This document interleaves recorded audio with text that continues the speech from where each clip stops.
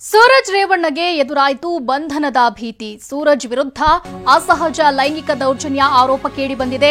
ಈ ನಿಟ್ಟಿನಲ್ಲಿ ಸೂರಜ್ ರೇವಣ್ಣಗೆ ಬಂಧನದ ಭೀತಿ ಇದೀಗ ಎದುರಾಗಿದೆ. ಹಾಸನದ ಸಿಇಎನ್ ಠಾಣೆಯಲ್ಲಿ ಸೂರಜ್ ಅವರ ವಿಚಾರಣೆ ನಡೆಸಲಾಗುತ್ತೆ. ವಿಚಾರಣೆ ಬಳಿಕ ಸೂರಜ್ ರೇವಣ್ಣರನ್ನ ಬಂಧಿಸುವಂತಹ ಸಾಧ್ಯತೆ ಇದೆ. ಜೊತೆಗೆ ಸೂರಜ್ ಆಡಿಯೋ ರಿಕವರಿ, ಧ್ವನಿ ಮಾದರಿ ಸಂಗ್ರಹ ಮಾಡಲಾಗುತ್ತೆ. ಸಿಎನ್ ಠಾಣೆ ಪೊಲೀಸರಿಂದಲೇ ಸೂರಜ್ ಅವರ ಬಂಧನ ಆಗುವಂತಹ ಸಾಧ್ಯತೆ ಇದೆ. ಈಗಾಗಲೇ ವಿಚಾರಣೆ ನಡೆಸಲಾಗ್ತಾ ಇದೆ. ಸಿಎನ್ ಠಾಣೆಯಲ್ಲಿ ಸೂರಜ್ ರೇವಣ್ಣರನ್ನ ವಿಚಾರಣೆ ಮಾಡಲಾಗ್ತಾ ಇದೆ. ಅಸಹಜ ಲೈಂಗಿಕ ದೌರ್ಜನ್ಯ ಆರೋಪ ಹಿನ್ನೆಲೆಯಲ್ಲಿ ಹಾಸನದ ಸಿಎನ್ ಠಾಣೆಯಲ್ಲಿ ಸೂರಜ್ ರೇವಣ್ಣರ ವಿಚಾರಣೆ ನಡೆಸಲಾಗ್ತಿದೆ.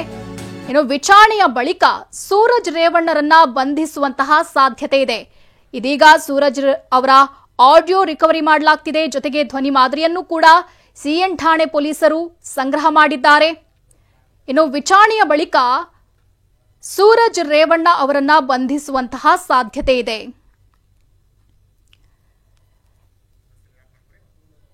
ಸೂರಜ್ ರೇವಣ್ಣಗೆ ಇದೀಗ ಬಂಧನದ ಭೀತಿ ಎದುರಾಗಿರುವಂಥದ್ದು.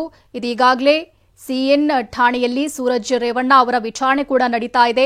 ವಿಚಾರಣೆಯ ಬಳಿಕ ಬಂಧನದ ಭೀತಿ ಇದೀಗ ಸೂರಜ್ ರೇವಣ್ಣ ಅವರಿಗೆ ಎದುರಾಗಿರುವಂಥದ್ದು. ಇದೆಲ್ಲವೂ ಕೂಡ ಸುಳ್ಳು ಆರೋಪ. ಯಾರೋ ಷಡ್ಯಂತ್ರ ಮಾಡಿದ್ದಾರೆ ನನ್ನ ವಿರುದ್ಧ, ಇದನ್ನ ನಾನು ಖಡಾಖಂಡಿತವಾಗಿ ತಿರಸ್ಕರಿಸ್ತೇನೆ ಅನ್ನೋದಾಗಿಯೂ ಕೂಡ ಸೂರಜ್ ರೇವಣ್ಣ ಹೇಳಿದ್ದಾರೆ. ಆದರೆ ಇದೀಗ ಅವರ ವಿರುದ್ಧದ ಆರೋಪದ ಹಿನ್ನೆಲೆಯಲ್ಲಿ ವಿಚಾರಣೆ ನಡೆಸಲಾಗ್ತಿದೆ.